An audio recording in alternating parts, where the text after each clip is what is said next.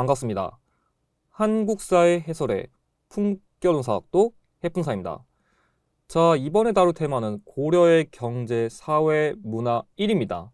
아마 제가 앞으로 전체적으로 다룰 강의, 그러니까 이전에 다뤘던 강의랑 앞으로 다룰 강의 포함해서 아마 이번 주제가 어떻게 보면 가장 쉬우면서도 저한테 배워야 정말 단기간 내에 빠르게 공략할 수 있는 주제라고 자신을 하는데요. 왜냐하면 이 유형 자체가 조금 출제 방식이 명확하다 보니까 핵심 키워드만 잘 외우면 아마 선사시대 유형보다 이게 더 쉽다고 자신한 파트거든요. 그래서 이 유형에 대한 내용을 좀 설명드리면,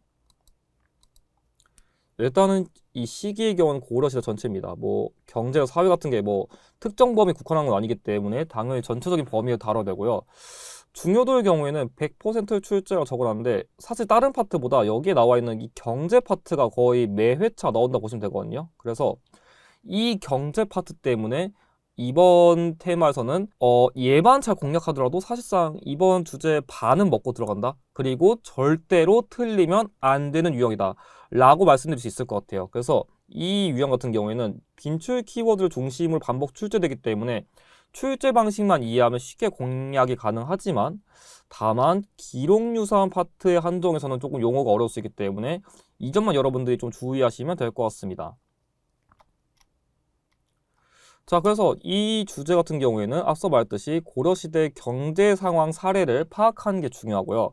사회 파트로는 다른 것보다는 이 고려시대랑 관련된 사회기구의 사례를 그냥 외운다고 보시면 돼요. 사실 역할까지는 뭐 직접적으로 잘 나오진 않고 그냥 이런 사회기구가 있었구나, 그 정도만 여러분들이 암기를 하시면 될 것 같아요. 그리고 고려시대 관학지능체계가 써있는데, 좀 쉽게 말하면 그냥 지금의 공교육제도? 그냥 그 정도 여러분들 이해하시면 뭐 무리가 없을 것 같아요. 여기에 플러스로 아까 제가 잠깐 언급했었던 기록유사한 파트를 공략한다 라고 보시면 될 것 같습니다. 그럼 이 파트는 어떻게 공략하냐? 고려시대 경제상황 관련된 빈출 키워드 6가지를 가장 먼저 외우셔야 돼요. 이거 제가 이따 다시 한번 설명드릴 거고, 그리고 사회기구의 경우에는 빈출 7가지 키워드가 있습니다. 그리고 고려시대 관학지능체 관련 빈출 키워드 2가지가 있는데, 사실상 여기 있는 것만 제대로 외우셔도 솔직히 세 문제는 먹고 들어가자 보시면 돼요. 그래서 이 3개를 중심으로 여러분들 공략하시면 되고, 조금 더 어렵게 되면은 뭐냐, 고려시대 경제 유형에서 비교적 낯선 키워드가 나온다든지 아니면 기록 유상 관련된 그런 내용들이 출제되는데, 뭐 제 강의 보시면 어떤 건지는 다 이해되실 거니까 한번 바로 본론 들어갈게요. 일단은 원래 같으면은 빈출 키워드부터 다루는 게 나올 것 같은데, 지금 구성상 그 토지 제도랑 관련된 내용이 있어가지고 그걸 먼저 정리해 드린 다음에 고려시대 경제 관련 빈출 키워드를 정리해 드린 방식으로 진행할게요. 일단은 고려시대 첫 번째 토지 제도로 할 수 있는 건 역분전이라고 보시면 될 것 같아요. 역분전.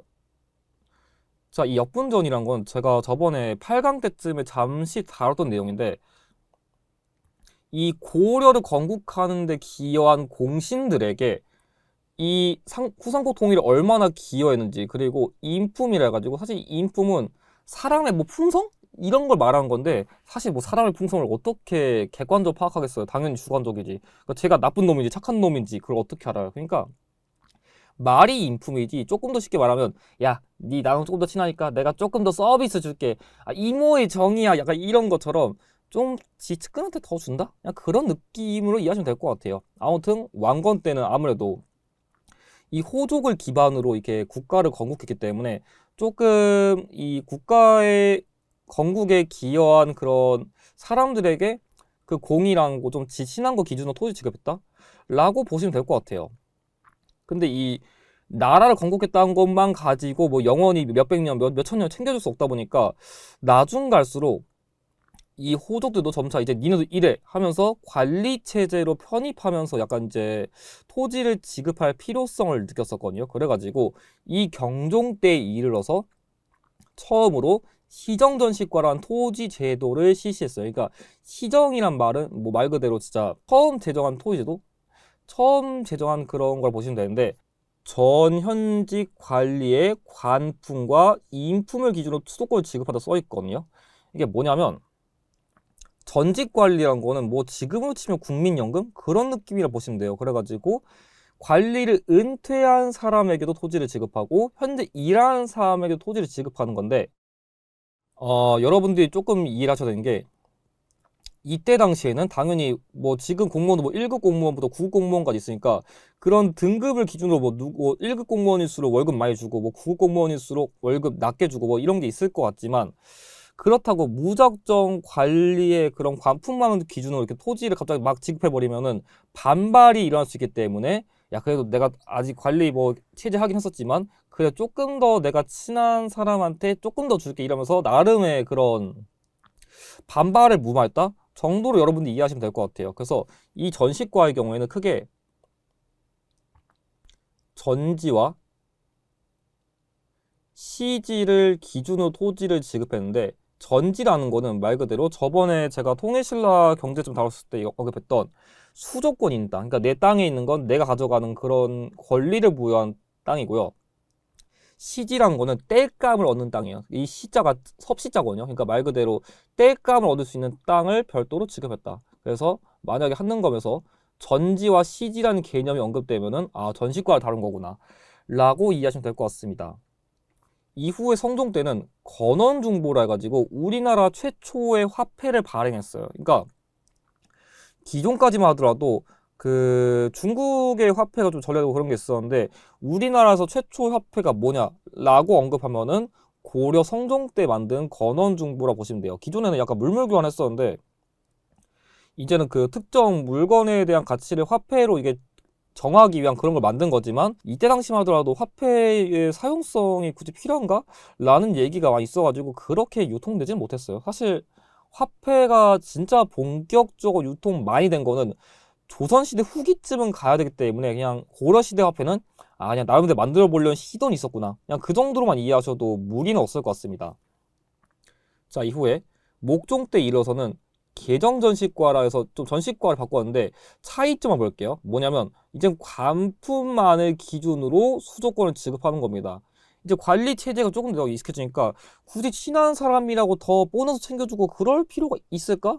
야 이제 네가 일한 만큼 받아가 하면서 이제 그런 나름대로의 서비스 이제 배려를 해주는 걸 완전히 없애버렸다 라고 이해하시면 될 것 같아요. 그리고 이후에 문종 때 이뤄서는 경정전시과를 시행했는데 이건 뭔 차이냐면 전직관리에게 토지를 지급하는 걸 빼버렸어요. 그러니까 좀 쉽게 말하면 국가에 돈이 없으니까 굳이 은퇴한 사람들까지 챙겨줄 필요 있냐? 그냥 일하는 사람은 받아가 하면서 현직 관리에게만 관품을 기준으로 수적을 지급했다 라고 여러분들이 이해하시면 될 것 같습니다. 자, 그 다음에는 숙종 때인데 숙종 때가 사실상 고려 시대 경제 파트에선 제일 중요해요. 그래서 여러분들이 숙종 때를 고려 시대 경제 파트 공략할 때 잘 기억해야 되는데 이때 당시에는 아예 화폐를 주조하기 위한 기구인 주전도감이라는 걸 설치했어요. 그래서 이 화폐 주조 기구를 설치한 다음에 이후에 또 여러 가지 화폐들을 이렇게 만들었었는데 대표적으로 뭐 해동통보라던가 활구라던가 여기에 빠져있긴 한데 추가적으로 사만통보라 있거든요.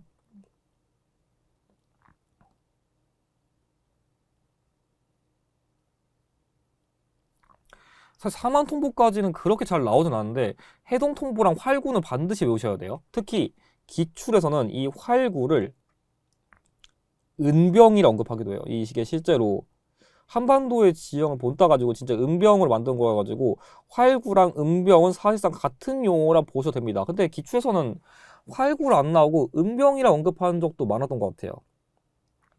자, 그리고 마지막으로 공양왕 때 이르러서는 과전법이란 그런 토지 제도를 실시했는데 신진사대부의 경제적 기반 확보를 목적으로 당시에 뭐 정도전, 조준 등의 건의로 경기 지역 내에 한정해가지고 토지를 지급했다.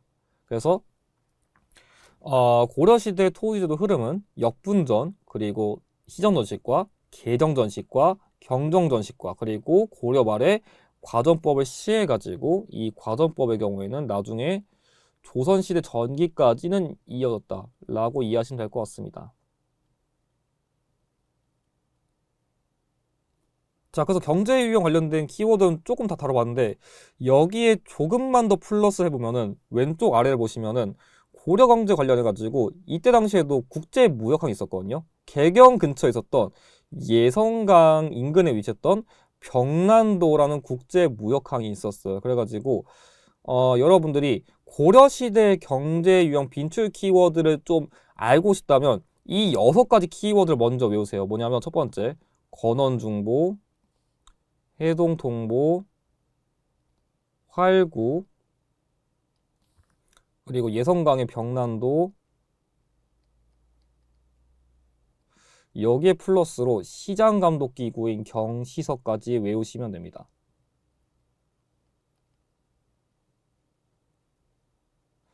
그래서 거의 한능검에서 경제 유형을 낸다 치면은 건원중보, 해동통보, 활구, 병난도, 예성강, 경시서 거의 이 6개 내에서 90% 나온다 보면 돼요. 그럼 나머지 10%는 어디서 나오냐? 방금 제가 언급했었던 전지 및 시지를 지급한 여기 있는 전시가와 그리고 국가 주도 상점인 서적점, 다정 등의 관영 상점, 이 8가지 외우시면 됩니다. 그러니까 기존 기출에서는 건원중보, 해동통보, 활구, 병난도, 예성강, 경시서, 그리고 추가적으로 전지와 시지를 지급한 전시가와 서적점, 다정 등의 관영 상점, 2가지가 최근엔 조금 더 빈출도가 살짝 높아져가지고 한 이 8개 정도 외우면 문제풀이 하는데 크게 무리는 없겠다 라고 보시면 될 것 같습니다. 그래서 경제 유형 관련된 키워드는 이렇게 보시면 될 것 같고요. 다음으로는 사회기구 볼게요. 사실 고려의 사회도 뭐 신분제도라던가 아니면 뭐 진짜 사회 상이라던가 이런 걸 다룰 수 있긴 한데 사실 조선시대 후기 파트, 그러니까 아마 제가 한 18강? 그쯤에 다룰 그 주제에 비해서는 고려시대 사회 유형은 빈출도가 진짜 많이 낮아요. 그래서 여러분들이 크게 뭐 보실 만한 내용이 그렇게 없는데 그나마 여러분들이 좀 외웠으면 좋겠다 싶은 내용은 여기 나와 있는 사회기구 파트입니다. 그래가지고 보시면 이 사회기구는 크게 빈민구제기구, 물가조절기구, 그리고 의료 관련 기구로 보시면 될 것 같아요. 그래서 말 그대로 빈민을 구제하기 위한 다양한 기구가 있었는데 대표적으로 구급도감이랑 구제도감이 있어요. 그러니까 사실 역할 자체를 뭔가 좀 깊게 이해한 것보단 그냥 이름만 보더라도 뭔가 응급기구, 뭔가 구제하는 기구 같잖아요. 그럼 그냥 고려시대 거예요. 그런 식으로 좀 접근하면 될 것 같고 또한 이 성종 때 기존의 흑창을 개편 및 확대해가지고 의창을 설치했다. 이런 걸 또 외우시면 돼요. 그리고 기금을 모아가지고 그 이자를 통해가지고 빈민을 구제했었던 제위보라는 빈민 구제를 기구를 만들었다. 그래서 여러분들이 이거 자체는 뭔가 그냥 이런 게 있었다구나 정도만 외우셔도 크게 무리가 없어요. 사실 뭐 이거 자체에 대해서 역할을 깊게 묻는 문제가 나오진 않거든요. 그래서 그냥 이런 사회 나오면 그냥 고려시대 거구나 라 정도만 보셔도 될 것 같아요. 그리고 물가 조절 기구로는 상평창이라고 있는데 이 상평창이란 건 뭐냐면 그러니까 뭔가 좀 물가가 너무 싸면은 그러니까 이 당시에는 곡식을 팔거나 사들여가지고 좀 물가를 조절했었는데 지금으로 치면 좀 화폐라고 생각하면 조금 이해가 쉬울 거예요. 뭐냐면 물가가 너무 싸면은 이 화폐를 다 들여와가지고 물가를 높이고 반대로 물가가 너무 높으면은 당시에 그 화폐를 막 풀어버려가지고 물가를 낮추는 방식으로 물가를 조절한 거거든요. 그래서 물가가 너무 싸면은 쌀을 다 사들여가지고 쌀값을 높이고 쌀값이 너무 비싸면은 정부에 있던 쌀들을 다 풀어버려가지고 물가를 낮추는 방식으로 조절하는 기구다 라고 보시면 될 것 같아요. 자, 그리고 의료 관련 기구로서 동서대비원과 해민국이라는 게 있습니다. 이것도 뭐 사실 그냥 뭐 의약품을 지급한다든지 뭐 병자를 치료한다든지 그냥 그런 역할 같은 걸 하는 거다 라고 보시면 될 것 같아요. 그래서 여러분들이 이 사회기구의 경우에는 뭔가 좀 이렇게 키워드가 나열하면 이해가 어려울 것 같아가지고 제가 좀 암기법을 만들었거든요. 그래서 그걸 중심 보시면 될 것 같은데 자, 여기 나와 있는 대로 고려시대 사회기구 암기법은 고려시대에는 동서남북, 동서대비원 어디에서나 항상 평등하게 상평창 사람들을 구급 및 구제, 구급도감, 구제도감 하였기 때문에 그 의로움, 의창과 은혜, 해민국이 제1이다. 그래서 고려시대에는 동서남북 어디에서나 항상 평등하게 사람들을 구구 및 구제하기 때문에 그 의로움과 은혜가 제1이다. 라고 여러분들이 좀 외우시면 될 것 같습니다. 그래서 이 암기법 바탕으로 조금 훈련해 두시면 뭐 아마 고려시대 사회기구 유형 나오면 공략하는데 크게 무리가 없을 거예요. 근데 최근 파트에서는 이 파트가 거의 출제된 적이 없어가지고 일단은 아까 강조했듯이 고려시대 경제 유형 먼저 공략하고 그 다음에 공략하셔도 될 것 같습니다. 사실 얘보다는 이 관악지능책 이 파트가 조금 더 잘 나오긴 하거든요. 자, 관악지능책 아까도 제가 언급했었지만 이거는 약간 공교육이랑 관련된 거라 보시면 되는데, 자, 이 그럼 공교육을 왜 부흥시키기 위한 정책을 펼쳤는지 그거에 대한 이해도가 좀 필요하거든요. 자, 볼게요. 뭐냐면 이 문종 때는 최충이라는 인물이, 이 최충은 문화시종, 그러니까 지금을 치면 거의 국무총리급으로 되게 고위관직 여기부터 3이거든요. 그런 사람이 이제 은퇴하고 나서 뭐 자기 집 근처 고향 근처에서 문헌공도라는 그런 교육기관 만들었어요. 사립교육기관. 어떻게 보면 우리나라 최초의 학원이라고 보시면 돼요. 뭐 다른 말로 구제학당이라고도 하는데, 이 최충이라는 인물이 문헌공도 구제학당이나 사립교육기관을 만드니까 당시에서는 저렇게 유명해서도 관리분께서 사립교육기관 만들어? 와, 저기서 저분한테 배우면 나도 과거 막 합격할 것 같아. 저 1타 강사님한테 배우면 와, 나도 성적이 쫙쫙 오를 것 같아 하면서 이 문헌공도가 엄청나게 인기를 타는 거예요. 그러다 보니까 나중에 사립교육기관에 대한 그 유행이 펼쳐지면서 사학 12도라는 게 만들어져요. 그러니까 기존보다 조금 더 사립교육기관이 많이 늘어났다? 뭐 학원도 한 개가 아니라 뭐 지금 여러 가지 있잖아요. 그런 것처럼 여러 사립교육기관이 유행하다 보니까 그에 맞춰가지고 자연스럽게 공교육 이게 위축된 거예요. 그러니까 아무래도 다들 뭐 학원 가서 수업 들으니까 학교 수업 안 듣고 약간 좀 그런 느낌을 여러분들이 이해하시면 될 것 같아요. 그렇다면 그럼 정부는 뭐 열심히 학원 가서 수업 들으세요. 안녕 하진 않을 거 아니에요. 그러니까 나름대로 대책이 필요하겠죠. 그래가지고 일단 숙종 때는 국자감 내 출판부인 서적포를 설치했습니다. 일단 책 같은 거 만들어 뭐 교육하겠죠. 그리고 관악지능책 관련해서는 가장 중요한 키워드 두 가지가 여기 이거예요. 장학재단인 양영고랑 전문 강좌인 칠제입니다. 사실 한능검에서 뭐 최충의 문헌공도란 개념이 언급되던지 아니면 그냥 그런 거 다 자르고 관악지능책 그냥 그런 맥락이 언급되면은 그냥 여러분들이 사실 선지에서 여기 나와 있는 양영고랑 칠제만 제대로 찾아도 문제 푸는데 크게 무리가 없어요. 그래서 그냥 관악지능책 나왔다. 양형고랑 칠제만이라도 제대로 외우세요. 사실 이 두 개만 제대로 외워도 여러분들이 문제 푸는데 크게 무리는 없거든요. 그리고 그 외에도 예종 때는 청영각이랑 보문각이라 해가지고 궁중도서관이랑 왕에 대한 교육인 경연을 담당하는 이 두 기구도 설치했습니다. 그 외 인종 때는 국자감의 교육 제도인 경사육학이란 걸 정비했었는데 아까도 얘기했듯이 그러니까 키워드는 크게 네 가지예요. 서적포, 양형고, 칠제, 경사육학. 여기 두 가지 더 추가할게요. 청영각이랑 보문각. 그러니까 여섯 가지인데 다시 여섯 가지. 서적포, 양형고, 칠제, 청영각, 보문각, 경사육학. 여섯 가지인데 솔직히 거의 정답으로 나온 키워드는 아까 언급했던 장학재단인 양형고랑 전문 강좌인 칠제다 라고 보시면 될 것 같아요. 자, 그래서 여러분들이 보시면 숙종 때랑 예종 때는 비슷한 키워드가 많거든요.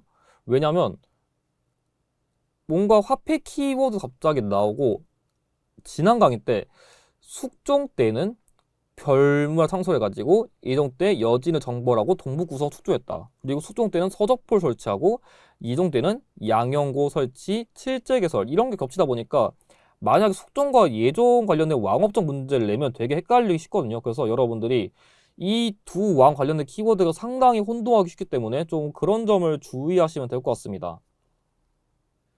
자, 그럼 마지막으로 기록유산 관련된 내용을 다뤄보면서 좀 이번 강의는 맞춰보도록 할게요.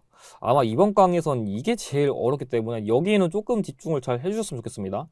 자, 일단은 기록유산의 경우에는 인종 때부터 보시면 되는데 이 당시 인종 때는 왕명에 의해 가지고 김부식이 삼국사기라는 삼국에 대한 역사를 정리한 역사서를 만들었거든요. 그러니까 당시에 김부식이 왕명에 의해 가지고 이제 우리나라도 그 좀 우리 한반도 내 국가도 오래됐었는데 옛날에 대한 역사를 다룬 게 없어. 그래가지고 왕명에 의해 가지고 이 늙은 신하에게 이런 역사서 편찬해 보세요라는 명령 받아가지고 제가 한번 노력해 보겠습니다 하면서 이 김부식은 현존하는 가장 오래된 역사서인 삼국사기 편찬했어요. 그러니까 여러분들이 현존하는 가장 오래됐다 이런 말을 잘 이해되는데 이게 역사서 치더라도 예를 들어 1000년 이상 이렇게 지냈다 치면은 그 어쨌든가 옛날 종이로 썼을 거니까 이게 잘 보관을 못하면 당연히 지금까지 남아있을 수가 없어요. 그래가지고 물론 삼국시대에도 역사서를 만들긴 했었지만 현재까지 남아있는 거는 삼국사기가 가장 오래된 거다 라고 이해하실 필요가 있습니다. 그래서 이 삼국사기의 경우에는 기전체 형식으로 만든 거거든요. 이 기전체란 말이 조금 와닿지 않을 수 있는데 여기 뭐 본기, 지, 열전 이런 말들이 있거든요. 그러니까 이 본기, 지, 열전이 정확하게 뭔진 몰라도 되는데 이 기전체에 대한 그런 편찬 방식, 서술 방식을 조금 쉽게 설명드리면은 기전체란 거는 말 그대로 인물을 중심으로 다뤘다 라고 이해를 하시면 될 것 같습니다. 그래서 뭐 우리나라 비한다면 왕족, 중요한 인물, 뭐 우리나라 고려시대 치면은 뭐 서희, 강강찬 이런 인물들, 아니 뭐 조선 시대까지 이어지겠었지만 뭐 이성계까지도 약간 이런 느낌처럼 근데 여기까지 시기가 안 맞으니까 그냥 서희, 강강찬 이 정도만 할게요. 근데 뭐 삼국시대 역사 다룬 거니까 뭐 예를 들면은 뭐 김유신, 최치원 뭐 그 중요한 인물들 그런 인물의 그런 중요도 등급에 나눠가지고 역사설 편찬했다라고 보시면 될 것 같아요. 그리고 김부식의 경우는 어쨌든 간에 유학자다 보니까 유교 사관을 반영해가지고 그런 역사설 편찬했기 때문에 불교에 대한 내용이었고 약간 민간설화 이런 거 다 없습니다. 그래서 이게 이따 다룰 삼국 유사와의 결정적인 차이점이라 보시면 될 것 같습니다. 다음으로 무신정권 때는 명종 때 이교부라는 인물이 동명왕편을 편찬했거든요.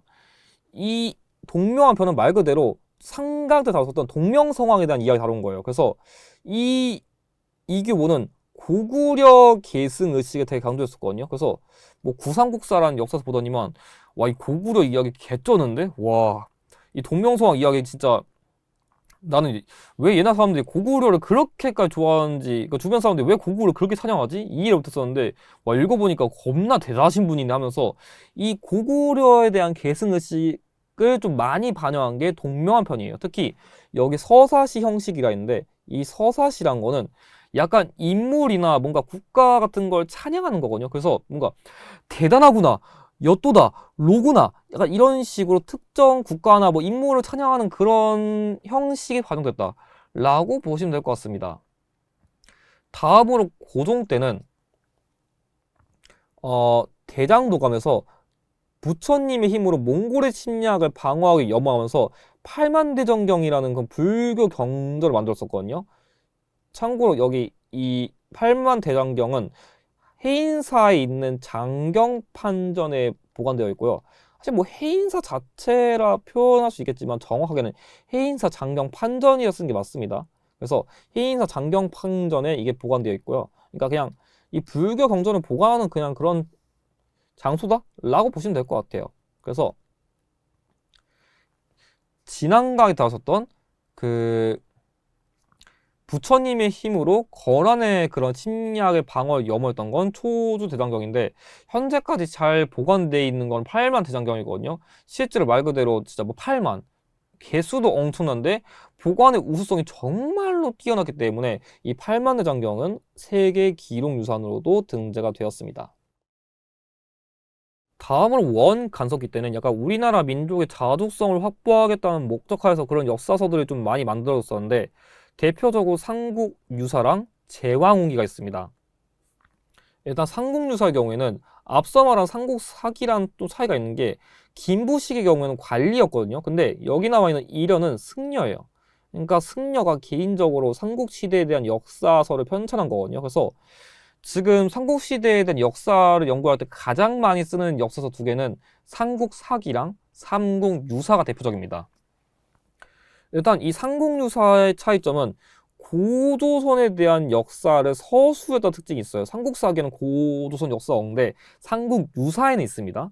자, 그리고 기사본말체 형식으로 쓰여 있는데 이 기사본말체란 거는 약간 사건을 중심으로 다룬 거예요. 사건. 뭐 여기서 말하는 사건이란 거는 대표적으로 왕에 대한 이야기, 뭐 불교 이야기, 뭐 탑 이야기, 아니면 민간설화 이야기 등 약간 특정 사건의 그러니까 주제를 바탕으로 조금 역사를 서술한다? 라고 보시면 될 것 같아요. 그래서 이 편찬 방식이 크게 편년체, 기전체, 기사 본말체가 있는데 편년체는 뭐 쉽게 말하면은 일기 같은 거예요. 뭐 몇 년, 몇 월 이런 게 있었다. 그런 거고 기전체는 인물 중심, 그리고 기사 본말체는 사건 중심이다. 라고 여러분들이 이해를 하시면 될 것 같습니다.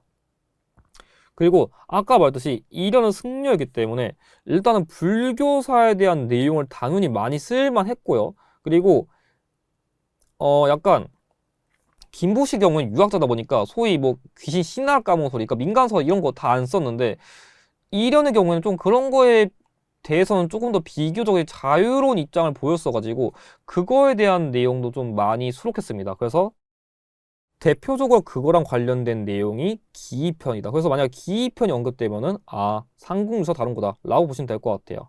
다음으로 제화옹기 경우에는 이승유가 저술했는데 이 제화옹기는 고조선이랑 발해의 역사를 서술했다 특징이 있어요. 그러니까 이게 발해의 역사도 지금 현재 와서 되게 강조되고 있는 거지 옛날만 보면 그렇게 발해의 역사를 다룬 역사서가 그렇게 많진 않아요. 근데 어쨌든 간에 제화옹기는 고조선이랑 발해의 역사를 동시에 서술했는데 이게 삼국유사랑 비슷하다 보니까 특징 잘 구별해 두시고요. 그리고 똑같이 이것도 서사시 형식으로 서술했습니다. 제화옹기의 특징은 중국과 우리나라 역사를 이렇게 나눠서 썼는데 이 중국의 역사만 찬양한 게 아니라 중국과 우리나라 역사를 대등하게 이렇게 인식한다는 그런 서술 방식이 반영돼가지고 뭐 천지 아래 뭐 두 국가가 있었는데 중국만 무조건 찬양한 게 아니라 우리나라 역사도 대단해 라는 좀 인식 같은 게 반영됐다는 특징이 있습니다. 자, 마지막으로 우왕 때 배군화상이 직지심체요절이라는 그런 기록유산을 지었는데 이 직지심체요절은 여기 써있는 대로 청주 흥덕사에서 간행했습니다. 그래서 앞서 말했었던 팔만대장경은 합천 해인사에 보관되어 있고요. 이 지치신체요절은 청주 흥덕사에서 간행했다. 그래서 이 사찰이로 헷갈리기 쉽기 때문에 조금 구별 두시고 근데 이 지치신체요절 특이한 게 현재 프랑스 국립도서관에 보관되어 있어요. 이게 나중에 한 개항기쯤이라고 해가지고 한 이제 1900년대쯤? 거의 그 언저리에 이르러가지고 당시 프랑스 사람에 의해 가지고 이 사람이 고문서 수집하는 과정에서 이 진치심체절 이거 대단한데 하면서 막 가져가 버렸거든요. 그래서 그때 당시에 이 국내에 돌아오지 못하고 프랑스 국립도서관에 이렇게 방치되어 있다가 현재는 안타깝게 돌아가신 이 박병선 박사님이라 했거든요. 원래 이분이 원래는 제가 나중에 개항기쯤에 다룰 내용인데 그 외교장과 의궤? 그러니까 의궤에 대한 연구를 하기 위해서 가다가 이 박병선 박사님이 프랑스 국립도서관에서 연구를 하다가 이거 우리나라 지지신체 요절 아니야? 하면서 이걸 발견해가지고 이거는